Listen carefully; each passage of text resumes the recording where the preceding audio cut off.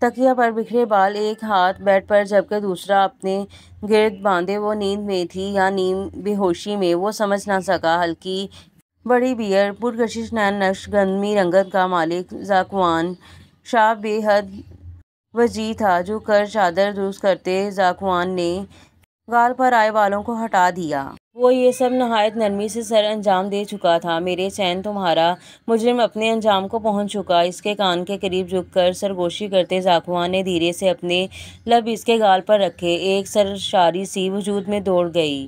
گہری نیند میں ہونے کے باوجود وہ اس شدت بھرے لمس پر گھبرائی۔ پیشانی پر ننھی ننھی پسینے کی بوندیں واضح گواہ تھیں۔ وہ اس کی موجودگی محسوس کر چکی تھی۔ اس کی موجودگی اتنی پاورفل ضرور تھی، نیند میں ہونے کے باوجود وہ اسے محسوس کر گئی۔ کاش اس کا کوئی مجرم ہی نہ ہوتا۔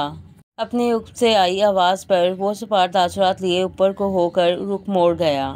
سامنے ہی سالک شاہ سینے پر بازو باندھے سنجیدہ نگاہوں سے اسے دیکھ رہا تھا۔ میرے غافل پن کی سزا مجھے میری بیوی ہی دیکھ تو بہتر ہے سالک شاہ، بھاری سنجیدہ آواز میں جواب دیتے ذاکوان نے کچھ قدم اس کی جانب بڑھائے۔ واقعی کتنی آسانی سے بچ نکلے نا تم۔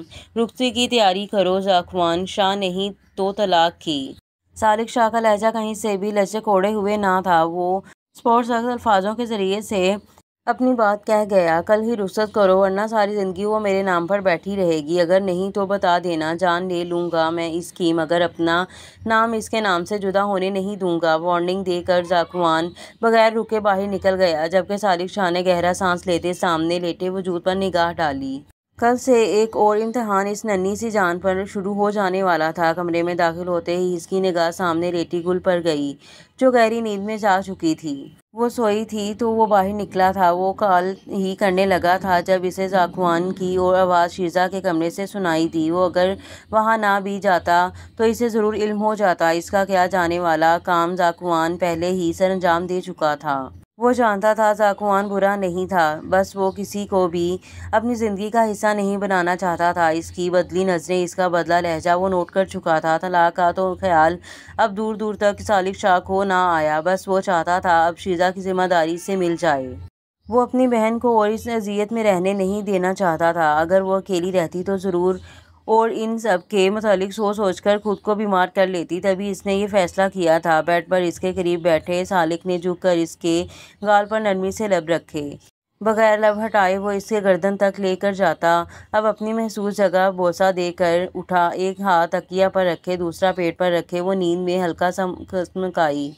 اس کی ہاتھ پر نگاہ جاتے ہی وہ اب اس کے ہاتھ پر جھک کر اس پہ بوسہ دیتے اس کے پیٹ پر لب رکھ گیا۔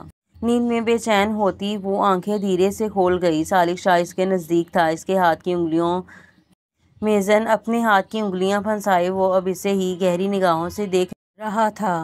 مجھے سونا ہے شاہ، منہ بسورتی وہ اپنا ہاتھ چھڑوائے بغیر چہرہ موڑ کر آنکھیں موند گئی۔ وہ نیند میں تھی تبھی یوں سالک کے اتنا قریب ہونے پر زیادہ ریئیکٹ نہ کیا۔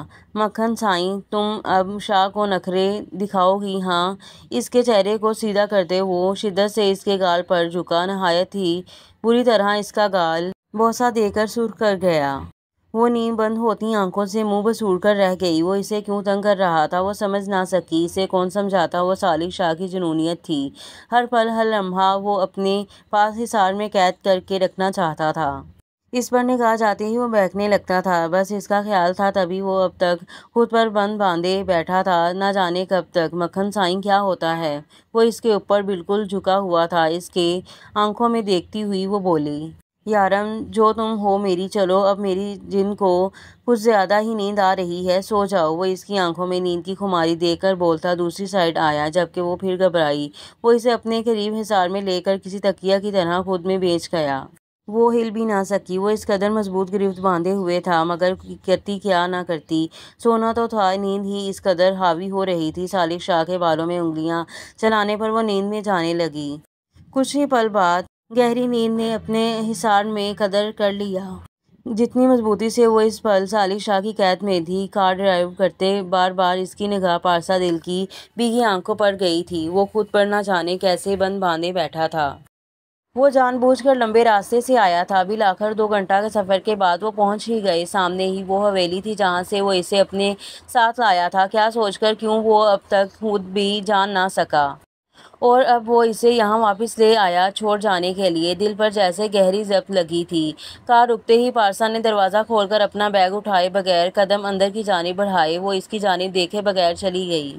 اور وہ اسے دیکھنا رہ گیا۔ نہ جانے کتنے لمحہ سڑک گئے اس پر ہوئی جگہ کو خالی ہوئے۔ وہ کچھ پل پہلے تک اس کے پاس ہی تو تھی، یہیں اس کے قریب، جہاں اس کی مہک اس تک بآسانی پہنچ رہی تھی، جہاں وہ اس کی چلتی سانسوں کی آواز اطمینان سے سن سکتا تھا۔ وہ اتنی جلدی میں اندر گئی کہ وہ کچھ کہہ بھی نہ سکا۔ اس کا دل مچلا اسے دیکھنے کو، اس کی بھیگی آنکھیں صاف کرنے کو، مگر وہ بے بس تھا اپنے آگے یا اپنی محبت کے آگے۔ وہ اسے 2 پل کا رونا لے کر ساری زندگی کا غم نہیں دے سکتا تھا۔ تبھی خود کو مضبوط کرتے شیردل نے قدم باہر رکھے۔ ڈگی سے بیگ نکال کر وہ اندر آیا۔ سامنے ہی ملازم اپنے کاموں میں مصروف تھے۔ حویلی کا کوئی فرد سامنے نہیں تھا۔ بیگ رکھ کر وہ یوں ہی پلٹ آیا، مگر اچانک وہ رکا، تیز قدموں سے پلٹ کر اس بیگ تک آیا۔ زپ کھول کر اس میں سے مطلوبہ چیز نکال کر زپ بند کرتے اس نے تیزی سے بغیر مڑے قدم باہر کی جانب بڑھا دیے۔ مندی مندی آنکھیں بمشکل کھولے وہ کچھ دیر یوں ہی چت لیٹی رہی۔ حواس کچھ پل بالکل غائب دماغی میں رہے، جب اچانک پاس ہی اسے آہٹ محسوس ہوئی۔ وہ اس خوشبو کو محسوس کر سکتی تھی۔ اب کوئی نہایت نرمی سے اس پر جھکے اس کے بال سہلا رہا تھا۔ چارسو خاموشی تھی، ایسی خاموشی کہ وہ پھر سے دوا کے زیر اثر غنودگی میں جانے لگی۔ کچھ اثر بالوں میں چلتی ان انگلیوں کا بھی تھا جو اسے بے حد پرسکون کر رہی تھیں، جو اسے نیند میں جانے سے پہلے آخری چیز محسوس ہوئی وہ لمس تھا، پیشانی پر چھوڑا گیا محبت بھرا لمس۔ صبح ہوتے ہی ایک خبر اس کی منتظر تھی، خبر یا پھر شوق کہنا بہتر تھا۔ صبح سے وہ اپنے کمرے میں تھی، تھوڑی تھوڑی دیر بعد کوئی چکر لگا لیتا۔ آغا آئے تھے اور بغیر کچھ بھی اور کہے اس کی رخصتی کی نوید سنا کر چلے گئے۔ سالک شاہ آیا تھا، سر پر ہاتھ رکھ کر وہ بھی کچھ کہے بنا چلا گیا۔ تو یہ سزا تجویز کی تھی اس کے اپنوں نے اس کے لیے؟ قید اس شخص کے پاس جس کے لیے اس کا وجود انچاہا تھا۔ آنکھیں میچے وہ بیٹھ گراؤنڈ سے ٹیک لگا گئی۔ کچھ دیر پہلے ذاکوان کی والدہ جو سرخ جوڑا اور زیورات رکھ کر گئی تھیں، اسے وہ اپنے لیے کفن کی مانند لگے۔ کیا کیا یہ تم نے؟ تم اسے وہاں کیسے چھوڑ کر آ سکتے ہو؟ شاہ اس پل بمشکل شیر کے سامنے ضبط کیے کھڑا تھا، ورنہ اس کا بس نہ چلتا وہ اس کے چہرے کا نقشہ بگاڑ کے رکھ دیتا۔ شاہ میں اس وقت کچھ نہیں سننا چاہتا۔ کن پٹی مسلتے شیر نے اس کے ذکر سے فرار چاہی۔ تو اسے حویلی کیوں چھوڑ آیا؟ چھوڑنا ہی تھا تو میری حویلی چھوڑتا نا۔ قسم اٹھاتا ہوں تجھے زندگی بھر دیکھنے کے قابل نہ چھوڑتا، کبھی تیرا اس سے سامنا نہ ہونے دیتا۔ اس حویلی کون رکھے گا اس کا خیال؟ ہاں بھول گیا، آستین کے سام پال رکھے ہیں ہم نے۔ پہلی بار سالک شاہ کا ہاتھ شیردل کے گریبان پر پہنچا تھا اور شیردل حیران رہ گیا، اس کی حرکت پر نہیں، اس کے کہے گئے الفاظوں پر۔ وہ جس سچ کو چھپاتا پھر رہا تھا سالک شاہ اس سے واقف تھا۔ تجھے کیا لگا تو جس سچ کو چھپاتا پھر رہا ہے میں اسے ناواقف ہوں؟ ہاں، سپورٹ انداز سے سوال کرتے سالک شاہ نے جیسے آج اسے شوق کرنے کی قسم کھائی تھی۔ اپنے سگے بھائی کو مارنے کے لیے یہی وجہ تو تھی میرے پاس۔ اگر وہ اپنے گناہوں میں اس قدر گرا تو کیوں اگر بغیر جانے میں اس کی جان لے لیتا؟ گریبان جھٹکے سے چھوڑ کر سالک شاہ نے رخ پھیر لیا۔ اس کے چہرے پر اذیت رقم تھی۔ شیردل بس یہی احساس اس سے دور رکھنا چاہتا تھا، مگر اس کی ہر محبت پر سالک شاہ پانی پھیر چکا تھا۔ میری ماں اس سے کئی گنا زیادہ گنہگار ہے شیردل، اور تمہارا باپ وہ شخص انسان کہلانے کے لائق نہیں۔ ایک گنہگار اپنے انجام کو پہنچ چکا ہے، اب ان دونوں کی باری ہے۔ وہ سامنے کھڑا شخص کیا تھا؟ ایک قریبی رشتہ وہ کھو چکا تھا۔ کیسا انصاف تھا اس کا، کیسا ایمان تھا کہ وہ اب تک یوں اس کے سامنے کھڑا تھا۔ میں صرف تمہارے لیے رک گیا تھا۔ شیردل نے جیسے سالک شاہ کے سامنے ہار مان لی۔ اور یہی غلطی کی تم نے۔ اس ہفتہ تم سب کچھ انجام کو پہنچاؤ گے، دوسرا جا کر میری بہن کو اس گھر سے لے کر آؤ، ورنہ اپنی حالت کے ذمہ دار تم خود ہوگے۔ انگلی اٹھا کر وارن کرتے سالک شاہ نے شیردل کی جانب دیکھے بنا قدم باہر کی جانب بڑھا لیے۔ وہ اب تک شاید سکتے میں تھا۔ سالک شاہ ایک پہیلی تھا، وہ جس قدر سلجھ جاتا، مگر اصل میں وہ اس قدر ہی الجھ جاتا تھا۔ آپ نے بغیر مجھے بتائے اس قدر بڑا فیصلہ کر لیا، اور آپ مجھے کسی غیر کی طرح دعوت دے رہے ہیں؟ نہایت ہی بدتمیز لہجہ میں آغا سے اونچی آواز میں سوال کرتی وہ سامنے رکھی دوائیاں زمین پر پھینک گئی۔ صبح سے جب انہیں اس کے متعلق علم ہوا تھا تب سے ہی وہ اپنے کمرے میں بند ہو کر رہ گئی تھیں، اور اب وہ آئے تھے سر درد کی دوا لے کر۔ ان کے اس قدر برے رویہ پر وہ سنجیدہ نگاہوں سے انہیں دیکھنے لگے۔ وہ عورت شاید ہی کبھی سدھر سکتی تھی۔ آواز نیچے رکھو اپنی بیگم، میں اس لہجہ کو برداشت کرنے والا نہیں، یہ معاملہ میری بیٹی کا ہے اور یہ کیا ہوگا کیا نہیں یہ میرے علاوہ کون فیصلہ کرے گا۔ رخصتی آج ہی ہے اور ہو کر رہے گی، چاہے تم ہو یا چاہے تمہاری غیر موجودگی میں۔ کمر پر ہاتھ باندھے وہ نہایت ہی دھیمے لہجے میں ٹھہر ٹھہر کر بولے، آپ ٹھیک نہیں کر رہے، آپ پچھتائیں گے، جو مرضی کیجیے، اب میرا کسی سے کوئی واسطہ نہیں، نہ آپ سے نہ ہی آپ کی اولاد سے۔ سخت برہم ہوتی وہ اٹھ کر واش روم میں بند ہو گئیں۔ اس پر وہ جتنے غصہ میں تھیں، ایسا نہ ہوتا وہ کچھ الٹا کر جاتی، یہ غلط بات منہ سے نکال کر اپنے کیے گئے آج تک کی محنت پر پانی پھیر دیتی۔ تبھی انہوں نے منظر سے ہٹنے میں ہی عافیت جانی، آگا ان کے جاتے ہی سر داہ بھر کر رہ گئی۔ اس عورت سے انہیں اسی چیز کی توقع تھی، اس کے رویہ اور لہجہ نے انہیں سخت افسوس میں مبتلا کیا، مگر اس پل وہ آج کے دن چہرے پر کوئی بھی ناگوار اور تاثر لانا نہیں چاہتے تھے۔ سالک شاہ کا فیصلہ انہیں غلط نہ لگا، بیٹیوں تو ماؤں سے دوستی لگاتی ہیں، اور یہاں ایک اس کی ماں تھی جس نے اپنی بیٹی کی طبیعت خرابی کے بعد اب تک اسے جھوٹے منہ نہ پوچھا تھا۔ سالک نے اس وقت بالکل درست فیصلہ لیا تھا۔ ایک نگاہ بند دروازے پر ڈال کر وہ باہر نکل گئے۔ واقعی اب انہیں فرق نہیں پڑتا تھا وہ شریک ہوتی یا نہیں۔ گل کے کہنے پر وہ سرخ لباس میں اس پل مکمل تیار بیٹھی تھی، لائٹ سے میک اپ پر، سر پر دوپٹہ اوڑھے، مناسب سے انداز میں پہنی گئی جیولری اس وقت اس کے روپ کو چار چاند لگا رہی تھی۔ وہ سادگی میں بھی سرخ گلاب کی جانب تھی جو اس پل مرجھایا ہوا تھا۔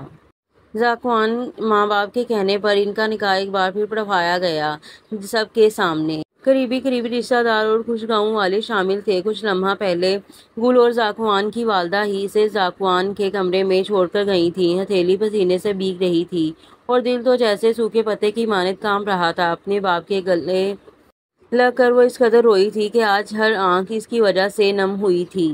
آغا نے اسے سچے دل سے معاف کر کے سینے سے لگایا تھا، جبکہ وہ ان سے سوال نہ کر سکی۔ ان سب کے متعلق سالک شاہ پورا وقت اس کے ساتھ سائے کی مانند رہا تھا اور اب وہ جیسے تنہا رہ گئی تھی۔ ہمیں اب اپنی آخری بازی کھیلنی چاہیے، مجھ میں اور حوصلہ نہیں یہاں رہنے کا۔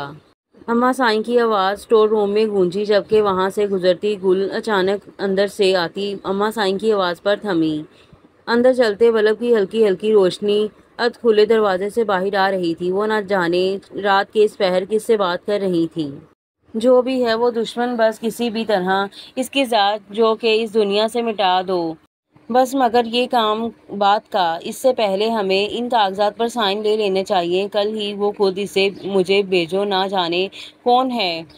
اگر کل کو اس نے حویلی کے اور کسی فرد کو کچھ کر دیا میرے پہلے بیٹے کی طرح، تو جائیداد کا خواب ہی رہ جائے گا۔ ان کے الفاظوں کو وہ بمشکل سن پائی، بے ساختہ وہ لڑکھڑا کر دیوار سے جا لگی۔ وہ عورت اپنے جوان بیٹے کی موت کا ذکر کیسے کر رہی تھی؟ اماں سائیں آگے بھی کچھ کہہ رہی تھیں اور گل وہ ایک ایک بات سن کر سب کچھ جیسے آج جان گئی۔ کہانی مکمل اس ہوتی سامنے کسی فلم کی مانند چل رہی تھی۔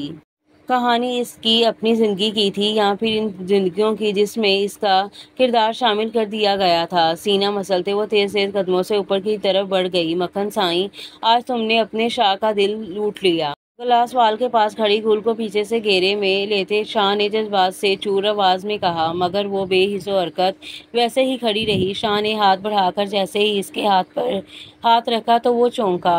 وہ بالکل برف کی مانند ٹھنڈی پڑ رہی تھی۔ گل، شاہ کے سکون، اس قدر ٹھنڈی کیوں پڑ رہی ہو تم؟ اس کا رخ اپنی جانب کرتے سالک شاہ نے اس کا ہاتھ سہلایا۔ سالک شاہ، ونی کی گئی ہوں میں، اتنا رحم آخر کیوں؟ ہاں مارے مجھے، ذلیل کریں، زخمی کریں، میری روح کو چھلنی کریں۔ ضبط کی حدیں ٹوٹ چکی تھیں۔ سالک شاہ کا گریباں دونوں ہاتھوں میں دبوچے وہ کسی شیرنی کی مانند گرراتی اپنے اعصاب میں نہ لگی۔ جس کے قتل میں ونی ہوئی ہو، نہ وہ قتل میں نے ہی کیا ہے۔ لفظ ہے یا پگھلا ہوا سیسا، جس کی صورت اسے سزا ملنی تھی، اس کے کیے کی ہی سزا اس کی ذات سے جڑ کر مل گئی۔ ہر ظلم سے آتی ہر معاملہ ان کا تھا، تو اسے کیوں بیچ میں گھسیٹا گیا؟ اپنا بھائی کا قاتل میں ہوں، نہ جانا۔ کان کے قریب کی گئی اس بھاری سرگوشی پر وہ سانس روکے اس کی سرخ نگاہوں میں دیکھے گئی۔ لفظ ب لفظ پر آنکھیں سچائی کی مہر لگا رہی تھیں۔ وہ پوچھنا چاہتی تھی، سوال کرنا چاہتی تھی۔ آخر اس کا کیا قصور تھا؟ کس بات کی اسے سزا ملی؟ مگر ہونٹ بالکل منجمد تھے، کچھ بھی کہنے سے انکاری۔ اپنے بھائی کا قتل کر کے ایک تیسرا وجود کیوں لایا گیا؟ آخر وہ ونی کیوں کی گئی؟ اور یہاں پر ایپیسوڈ کا اختتام ہوتا ہے اور ملتے ہیں اگلے ایپیسوڈ میں۔ تب تک کے لیے دے مجھے اجازت۔ اللہ حافظ۔